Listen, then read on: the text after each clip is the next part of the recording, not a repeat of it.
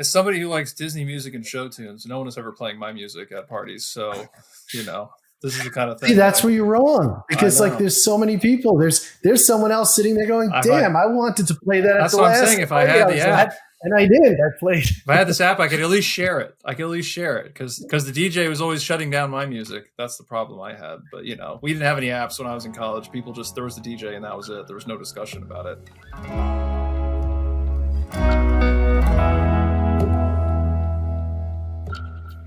Hey everyone, welcome to episode 56 of Business Therapy. This is the show where we have real professionals talk about real business challenges live on the air.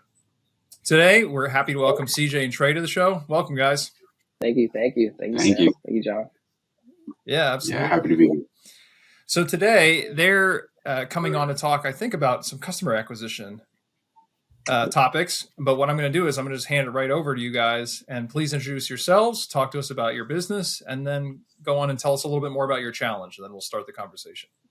Thank you so much. So I'm CJ Campbell, and I am the CEO and one of the founders of our company, Vibez Music. And essentially, Vibez Music is a music sharing app or platform that allows multiple people to collaborate on one playlist. Whoever's listening to music, someone would be able to add their songs, vote on different songs, and just collaborate and share that taste. Yeah, my name is Trey Winn. I'm a 2021 UVA grad and our CMO at the moment. And I've been a founder with the company as well. And excited to be here. Great. So why don't you dive right in and tell us a little bit more about your challenge you wanted to discuss today on the show? So I think going right into just customer acquisition, I think right now where our target audience right now is college students. So college students listen to music every day. They're probably one of our biggest consumers of music. So we're trying to get it specifically even just here on campus at UVA. We want to get Vibez very prominent within frats, maybe restaurants where students are frequent. So I think we're just finding a challenge of how we can get it in there in these places kind of very smoothly and very time costly, very less expensive at the same time as well. Mm-hmm. So maybe let's put it into context a little. What gave you the idea for this, and where are you in the journey of your company? So what stage is your company? Is it live? Do you have customers on it, et cetera? Yes. So right now at the moment, just the inception of the idea, we wanted people to become how we like to put it, become less passive listeners and more active listeners of just music in general. So right now we have in the App Store, we have a valid MVP, and we have an app on the App Store currently. So anyone can go on and download it. We have around maybe 5,000 current users at the moment. So we're just trying to grow those users, maybe double those users, figuring out different ways how we can figure out that target and that niche. Yeah, I'd say in terms of where we are in our journey, we're still in very beginning stages, trying to get as much awareness as we can and as many people on the app in general. We've definitely, I think, focused at this point using our UVA connections and our location because it's something that we've seen works well when you're actually in places and able to talk to businesses and people and organizations and get the idea very in their hands in a firsthand type of way where we actually plan events with them and things like that. So that's kind of where we're at now, is trying to get it to have as much exposure as possible in the college community at UVA specifically right now. But we're hoping to kind of expand that once we can really nail down our best strategies at UVA. So. And maybe I didn't catch it enough, but what was the moment that you said, hey, this should be an app, or hey, this needs to be built? What was going on? How did that inception point occur? Oh, so the very initial inception of Vibez. So I was hanging out with about a small group of friends. Maybe it was about 4 of us, I believe, and we're all listening to music together. So as we already know, relatively, just in music in general, only one person is allowed to control the music or the aux at once. So we're listening to, I think my friend had queued up Michael Jackson, and we're all just listening to Michael Jackson. And my friend and I were like really hyped and really excited. And then I looked over, and then my other two friends, they weren't as excited. They were listening, but not as excited. So it immediately popped in my head, and I'm like, what if there was a way where all of us can be able to select all the music we wanted all at once and just vote on different songs that we wanted maybe. And over time, it just began to grow, and we got different modes, and it just grew from there. Got it.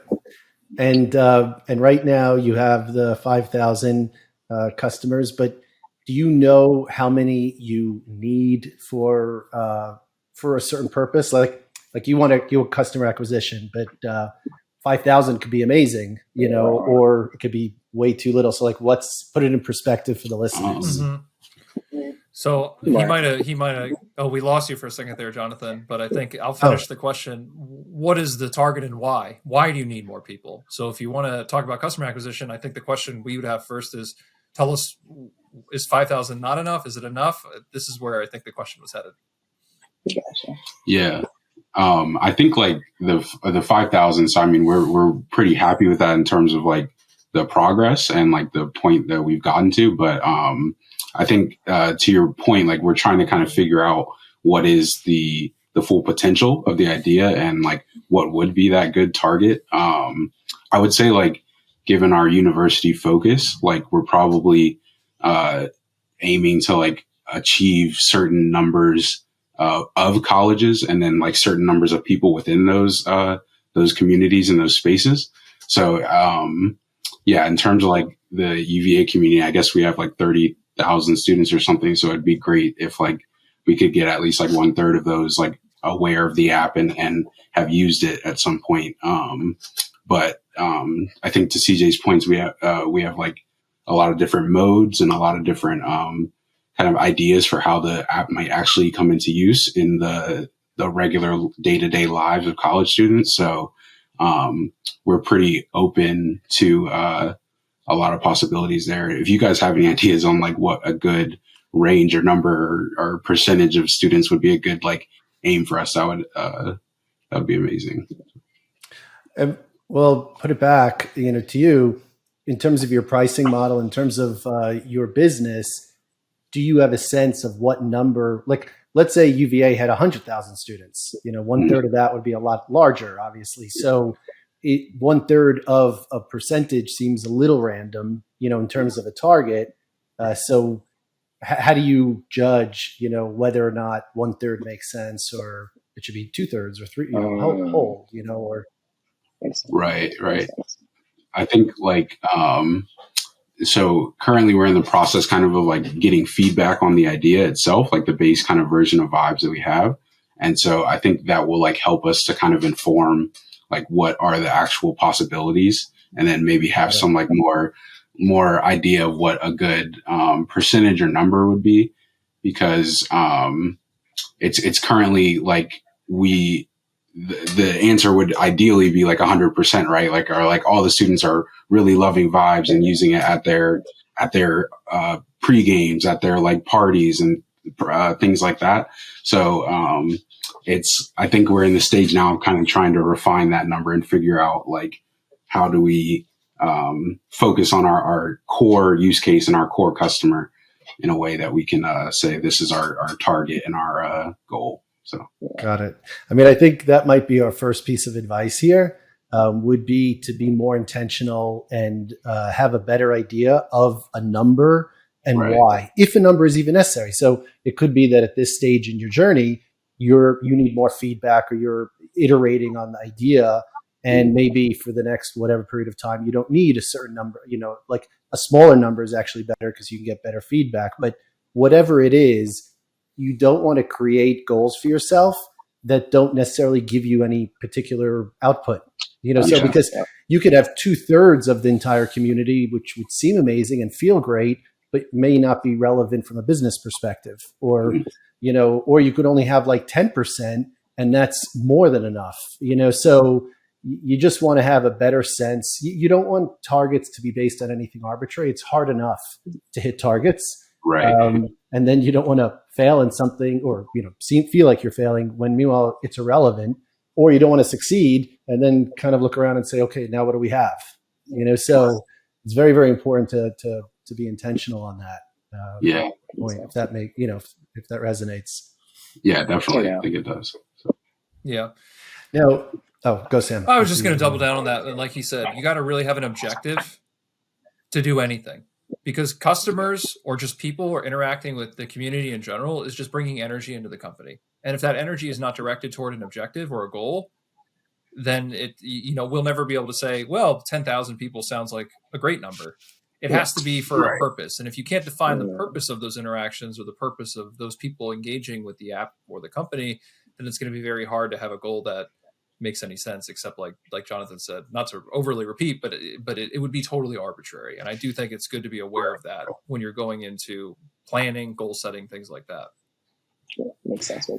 And it needs to be tied to what's going on at the time.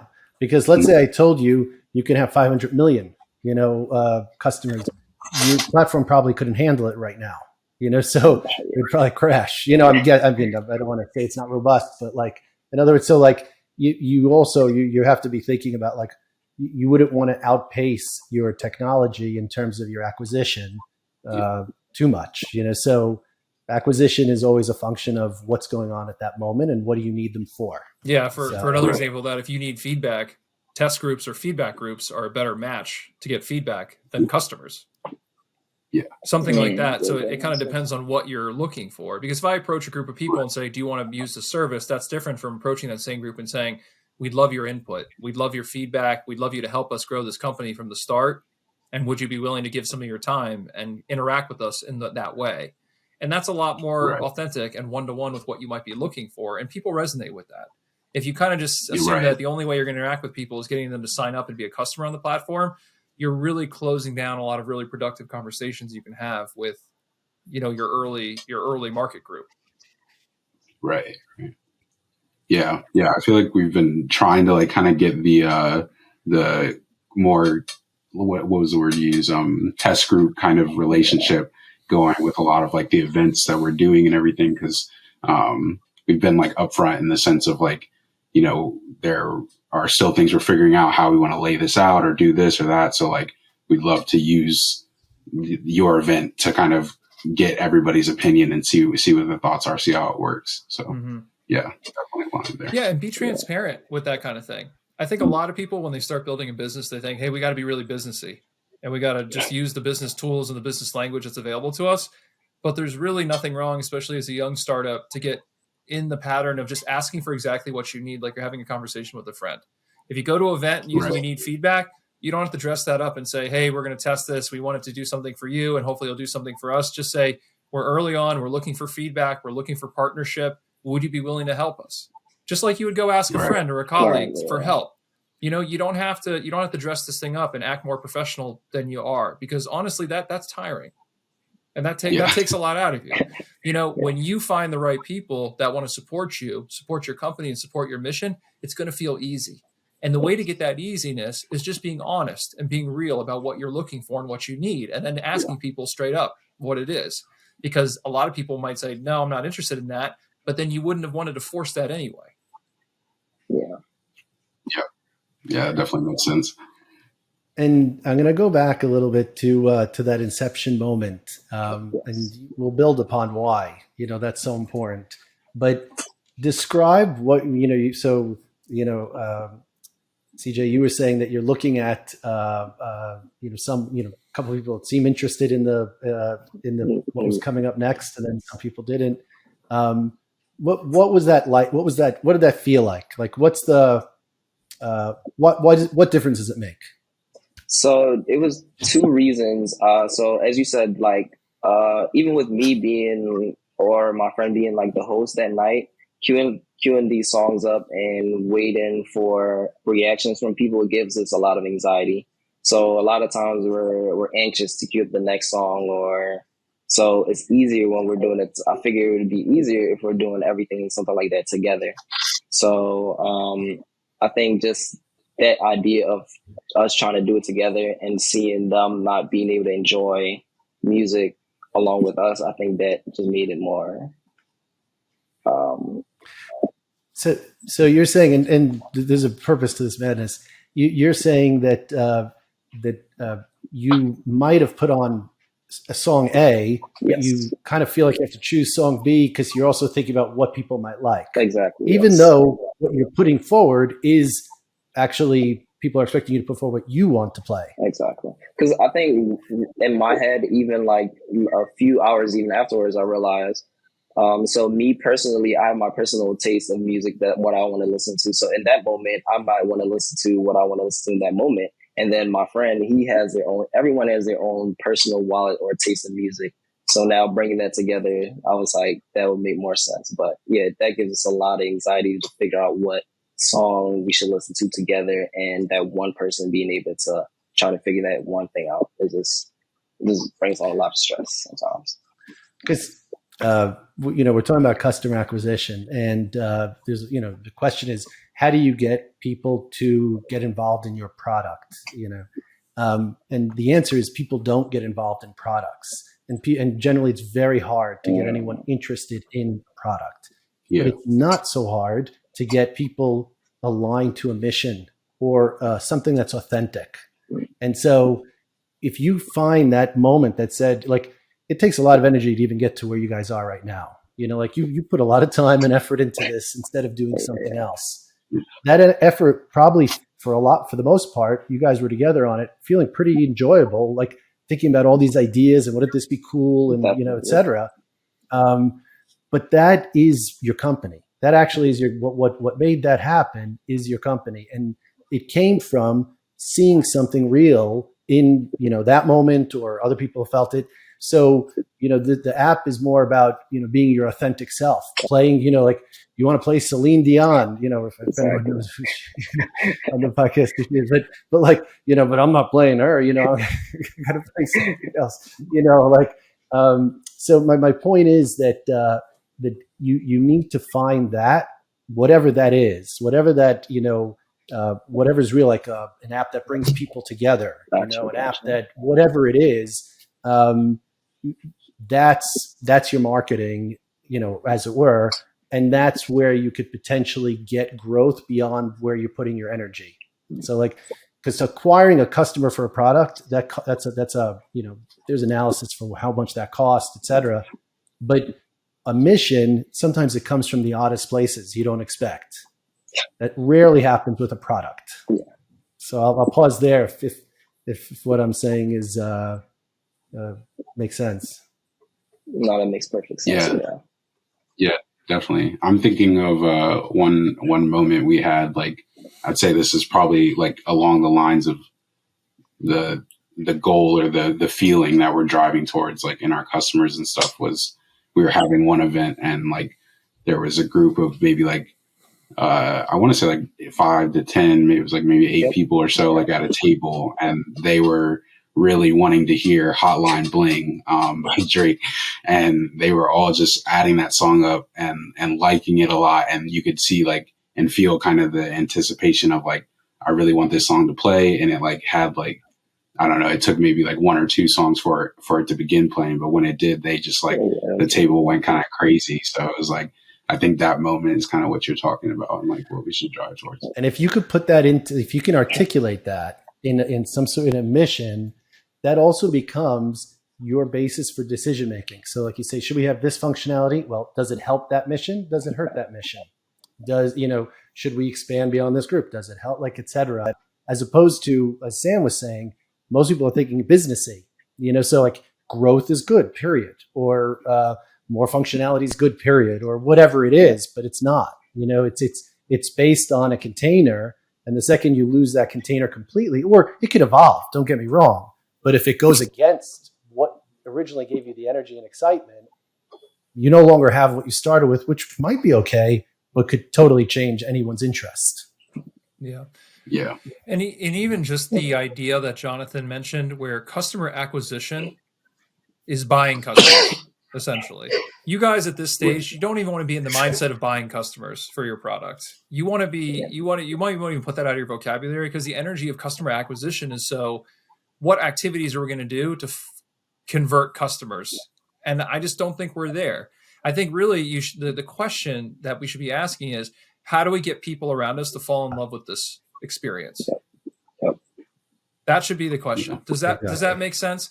Because if you Yep, say customer exactly. acquisition, you're just talking about how do I mechanically get customers attached to you, where it's really when you have people falling in love with the experience, it should also be the question of how do I get people to fall in love with the experience and tell their friends about it? Yep. That's what you're looking for, Definitely. because that's going to be framing it in a way that how do I get 5,000 customers acquired?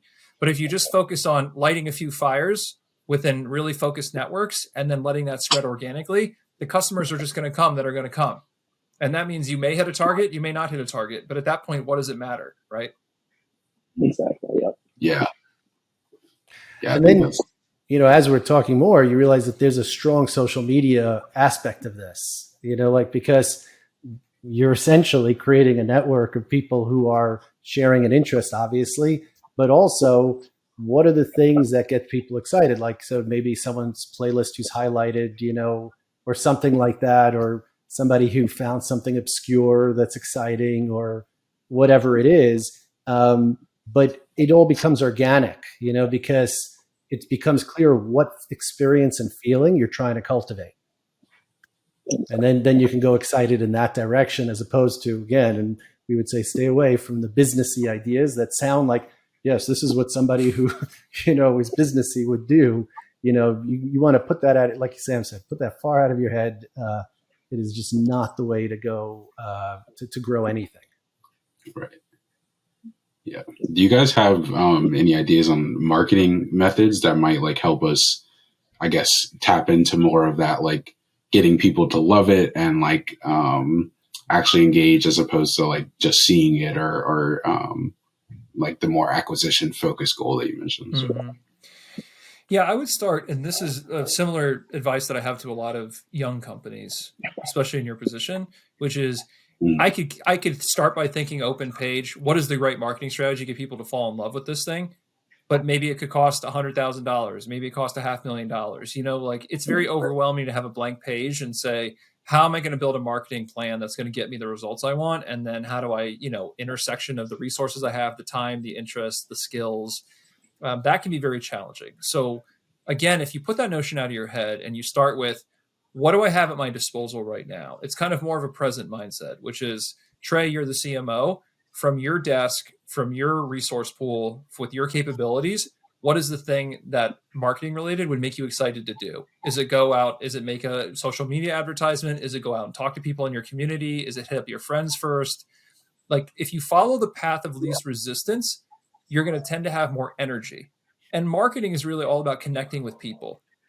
So I think the question becomes, or the advice, and then back a question to you is, what would make you the most excited to get started right now? Instead of sitting here and thinking about what to do, what is going to make you get out your door or get on your computer and start doing the thing?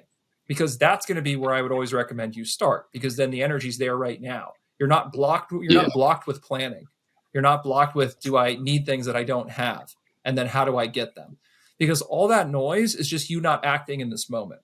And for young companies, for you to get out the door, whatever's going to excite you to start talking to people and doing the things is going to be your best first lever to pull.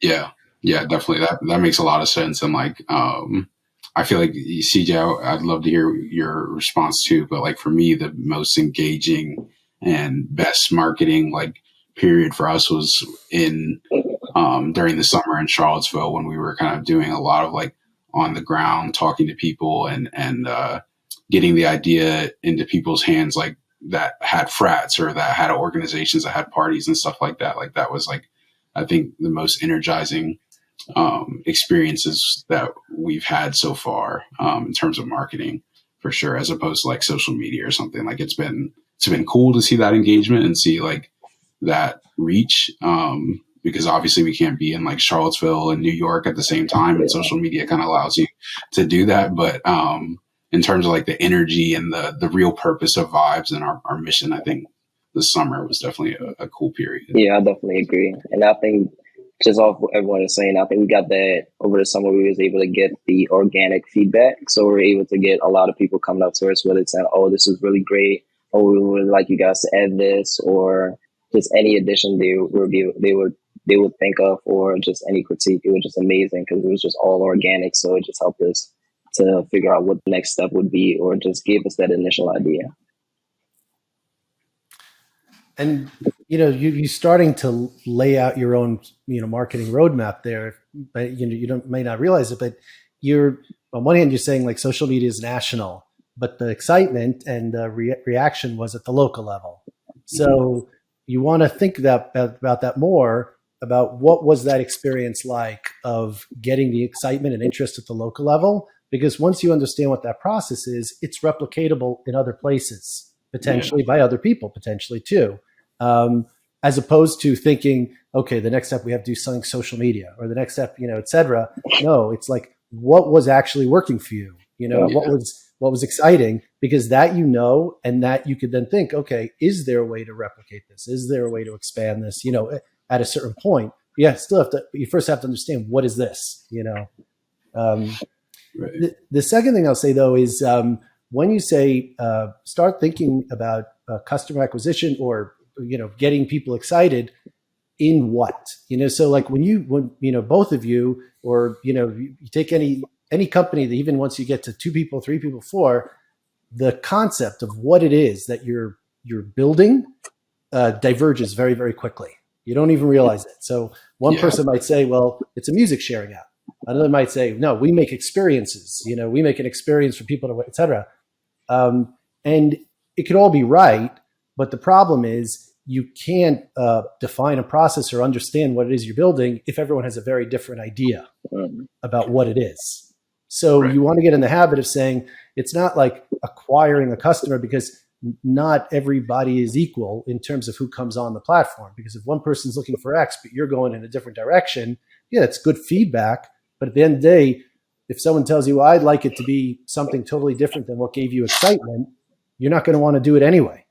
So the first step is, what is this? Because right now it's still hypothesis, that this is something that people will get jazzed about, and so you can't test hypothesis that's a moving target constantly. You have to have somewhat of a, something specific.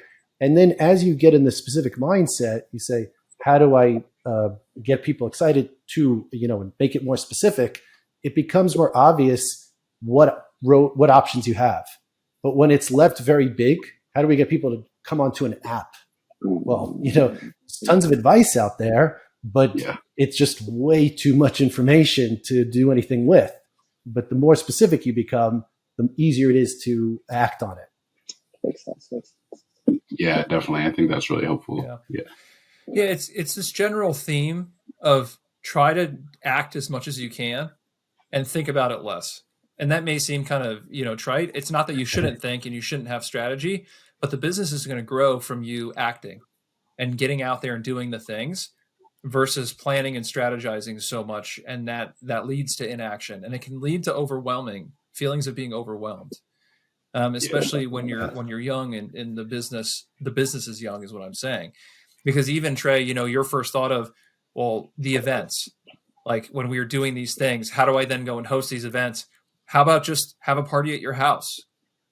Or you both start having more parties, doing the things that you find fun, that you can introduce the app to more people locally, right? And the difference from a marketing standpoint, what is the marketing activity? Instead of, hey, come to a party at Trey's house, come to a party at this address, in parentheses, which is Trey's house, hosted by Vibez. Do you see what I'm saying? The difference is this is stuff that you'd want to do anyway. Take the fun, take the excitement that you're doing, and then just filter it through the third person in the room always now with you guys, which is the company itself. How would the company want to represent itself if I had a party at my house? How would it be able to introduce itself to other people in my day-to-day interactions, in my representation? And then on top of that, when you talk about marketing, how do you get people to fall in love? You ask the question, well, what are the marketing activities? How do you get people to fall in love with an experience? You guys aren't starting with 0. You have 5,000 people. The first thing I would say is write down how you fell in love with this experience. Where is your own passion coming from? And then ask the people who are promoters right now, how did you go from not knowing this existed to interacting with us, to interacting with Vibez and becoming a promoter? And that's the process. You've already harvested it. You don't have to recreate the wheel from scratch. Have those conversations with yourself and others. And then what you're trying to do is scaling that outcome. because you don't have to say, what is this marketing strategy that's going to get people to fall in love with this? Ask the people that have already fallen in love with it, what happened to them? What was their experience? And then bottle that up and repeat. Right. Makes sense. Yeah, definitely. I think, yeah, exactly. That's like why we want to focus so much on feedback too, is like, so we can start to like get because I feel like up to this point, we've done a lot of the events and stuff, but we're trying to find ways to, I guess, to make the feedback more, not necessarily formal, but just find a way to action on the feedback better. Yeah. And that's it. And that's a small change. And I think that's the thing you want to take away from this the most, is what I'm trying to at least harp on today, which is you don't have to go from you were doing this great thing, but now you need to up it a level and you need to like start from blank and think of this new strategy, do something crazy. It's really just, what have you been doing that's been successful? Tweak it a little bit so it's a little more structured. It's a little more formal. It has a survey at the end. It has like a formal time where you ask somebody questions that you've thought about before that will actually give you data that's more actionable. It's those little things that you're just adding onto your current processes that's going to start tightening up and giving you more valuable data, more valuable experience. But you want to look at, what am I doing today that's exciting, that matches my resources, that matches my passion, and then just continue to improve it little by little. You want to think iterative, not, oh, we're small time and now CJ and Trey have got to go big time. Like, it's always going to come in steps, one step at a time. Right. Yeah. Yeah, that's really helpful. And within the comments Sam made, one time a round ago, was something very, very important that I want to make sure was surfaced. This period of time, and not to put a downer on things, but the number of startups that succeed, obviously everyone knows is it's not like a guarantee. Let's put it that way. Yeah. But we've seen a lot of people who go through cycles of different things that they've tried. And one of the things that separates success or the people that can learn from, in a meaningful way what happened, or is the people who are present with it. So you can either way look back at this period of time in your life and say, that was awesome. We just had a great time and we cultivated a lot of amazing parties and experiences for people. And this was so hard to do this business and, business. And I'm not saying it's as a negative. You want to be professional or serious about it, but you don't want to look back and say, we tried all the social media, et cetera. Like, no, because that wasn't what you were trying to do. That wasn't your mission at the time. And so if things failed, it may or may not have been an indication of what's a good idea or not. Yeah. Whereas if you're present with it and say, we're going to have, an awesome time, we're going to share this experience that we want to make for people with as many people as possible. And you do, no matter at what scale, you will have been successful. And then you're going to learn a lot from that success. That success will actually trigger different ideas down the line, or make this company into, a super brand, but whatever it is, you don't want to lose your way by trying to do the things you think you should be doing right now as a business, as opposed to what gave us the idea to start with, what was that excitement, and what's going to keep us excited. Yeah. Don't smother your passion with hard work. Think about that for a second. You don't want to do that because you're not going to make it. If you're not having fun every day with this, then you're not going to make it. So your first thing should be not, how do I acquire more customers? How do I keep this fun every day? How do I wake up and keep having fun with this? How do I wake up and keep excited so that CJ wants to call Trey with his new idea, or Trey wants to call CJ? Because if you don't have fun, then you're not going to make it. Yeah. That makes a lot of sense. Yeah. And I think I was just gonna say I can really relate to that, because I think just for me at least, with doing school and then doing Vibez and then just personal life, I think just trying to balance like all three at once. Sometimes I find myself trying to figure out, wow, this feels really like much like work instead of like fun like it usually was. So, and then sometimes, as Trey said, when we do our events, I feel that fun again because it's so organic. And I think that's what we're really chasing and looking for. So yeah, I understand that. And as you cultivate that feedback loop, then that fun and experiences with just a larger group of people, because then you're getting that input that, tells you how to make it better, and et cetera. Now, there are a lot of ways of growing a community of any sort. And so I just I'll mention some, but again, it's almost not mindful, because we're telling you to keep local until you understand what this is and what you're trying to replicate. Right. But to the extent there are any communities that exist already out there of any sort, so someone's administrating, the reason why you're able to do it in school is I'm sure you're tapping into a lot of different networks and communities that you have access to. Well, Right. that exists everywhere, so the more you understand what experience you're trying to cultivate, and it's very, very clear, as opposed to like the functionality of the app, the more that you can identify other communities that exist that might have an interest. And and then it's like, okay, how did I tap into the network here? Who runs the mail list? The listserv, who runs, et cetera. And then it becomes obvious, oh, okay, there's like a bazillion people like this, out there. And then it's like, does anyone know anyone who, does anyone have a friend at any other campus? Oh yeah, I do, and like, do they know what their network is? Can they just get this thing popped up there? You want to make your party cool, et cetera, and then it becomes obvious again, though, really hard if there's a lot of sentences that need to explain it or something like that. But if it's clear what, have you ever had this experience where you couldn't, you didn't know what song to play next, et cetera?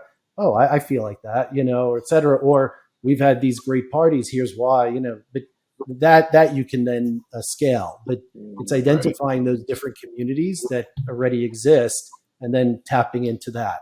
That is definitely more productive than just scattershot, which we would never recommend going out there.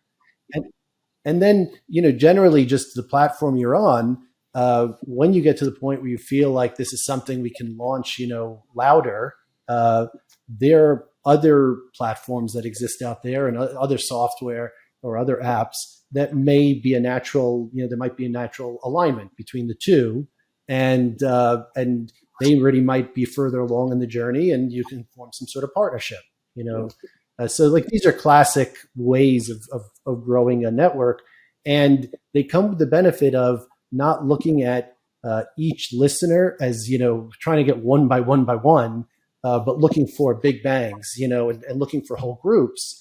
And then you have to be, the good news is that you get a whole group. The bad news, or actually I think the good news, is you have to be very intentional and thoughtful about what it is, again, that you're providing. Why should anyone bother with this? And those are just some ideas in terms of, how to bring some scale to this. Right. I think that's why we're excited about colleges too in general, because they have they should have like a pretty repeatable structure that we can like follow in terms of like how we get one campus to get more aware of the idea and more usage. So that should be like repeatable, as you guys said, like to other markets and other colleges. Mm-hmm. So. Yeah. Well, and at this point, I know we've been throwing a lot at you, so I want to open up a minute or two for you guys to reflect how you're feeling, how this is all tracking overall, and then I'd love to know if any additional questions are coming up here. Oh yeah. Everything sounded lovely so far, and I think for me, one of the biggest takeaways is just that reiteration of like reiterating our success. So wherever we find like organic success or organic feedback, kind of using that and kind of running with that and trying to figure out, okay, we have this community, what's the next community? Is there somewhere similar? And just keep running with our success in general. Because I think we've been finding a lot of those. We just haven't been able to like pinpoint exactly what to do with those different feedback or stuff that we get. Yeah, I think I'd echo all that. Like this was a good like reminder to kind of focus in on the areas where we've already seen the idea work well and get received well. And so, and I think we've been having like, or feeling kind of a need to like refocus and kind of realign some of our strategy in terms of marketing in general. So we're definitely very thankful for all the insights and the ideas. In terms of questions, I feel like you guys already answered like most of them. Like I feel like if my main one would just be if you have any other ideas on how to really expand marketing in like a more personal sense and less like social media based and all that, please shoot those our our way, or let us know if you think of any now. And yeah, same for just like marketing to colleges or college students in general. Yeah. Yeah, that makes sense. Like I said, we kind of talked about it. There's infinite things you could do in marketing. So I don't want to say that I don't have a million ideas. I could probably sit here for an hour and say like, oh, I have this idea, that idea. But I think for your app, the most fun thing is get out there and have fun. Get out there and party with people. How do you scale partying, getting people in front of the app, getting them using it, getting them having better experiences than what their current experiences is. And I'm a lame person now. I don't party as much, so I'm not going to sit here and try to even pretend I can throw party ideas at you that you probably couldn't come up with better than me. But it's really, just get out there and do it, and just interact and get the app in all the places that the app wants to be. Get it in the places where it can shine and it can show its value, and it can show where it's meeting a problem that is not being met. And that's not even going to happen on social media. Like you said, like when you said, what are the ideas? How are you going to do that on social media? Right. You can't. Right. Social media is just going to be a way to get people to the place if you even want to use it for that. But otherwise, college campuses, you guys are still there. You're still close to the demographic.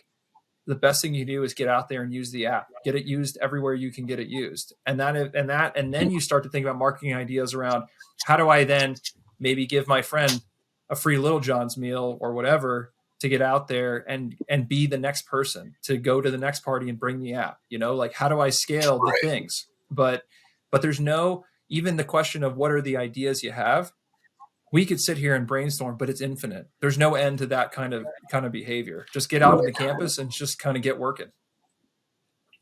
Yeah. And I'll go back to the point of, the more specific you are about what it is that you're marketing, the easier that task becomes. And when I hear, the idea and what you guys are working on, it speaks to me on a lot of different levels. And we're saying social media, this is actually what social media, one would have hoped would have become, which is, the sharing of something, that as opposed to like everyone just like, I like this music and I like this music and I won't have nothing to do with you. This bridges things, and I like that a lot. And it also allows people to present their authentic selves, and that's, these are all major themes right now that are, really important for society. And so just, I think what you guys are promoting here is something very, very exciting. We're saying, makes parties nice, et cetera, but it actually, it lets people share a part of themselves. It does something in a more democratic manner, than everyone just shouting everyone down, and like, you should only like this music and et cetera. So, I think there's so many opportunities here, on that level of messaging, that if you really expose it, you'll be surprised about who might join in. Whereas if you focus on the marketing, how do I market? You're just going to lose no one's going to have interest in joining that. You'll have interest for a little while until you get burnt out, on customer acquisition. But again, I can't stress enough the mission and building that, because it just helps give you direction. Yeah, makes sense. Yeah. Definitely that makes a lot. As somebody who likes Disney music and show tunes, no one is ever playing my music at parties. So, this is the kind of thing. See, that's where you're wrong, because like there's so many people. There's someone else sitting there going, "Damn, I wanted to play that at the last party I was at, and I didn't. I played." If I had this app, I could at least share it. I could at least share exactly. it because the DJ was always shutting down my music. That's the problem I had. But we didn't have any apps when I was in college. People just, there was the DJ and that was it. There was no discussion about it. Right. That was and we actually hosted like a bat mitzvah recently where like the people were adding up nothing but like Alexander Hamilton track list. So like there you go. That's the kind of thing where it gets. There you go. All right. Well, let's definitely keep in touch. We've had a really good time having you on the show today. It sounds like you guys have taken a little bit of perspective away with you, and hopefully you'll just have ideas flowing. But keep in touch. And thanks for coming on, having a great conversation with us. If you or any of your friends who have a business challenge want to come on the show, we'd love to hear from you. And for listeners, I always like to say, leave your comments, leave your questions, and we'd love to hear from you too. But other than that, thanks a lot, Trey, CJ, best of luck. And we'll talk to everyone next week. Thanks for coming in. Thank you, guys. Thank you guys so much.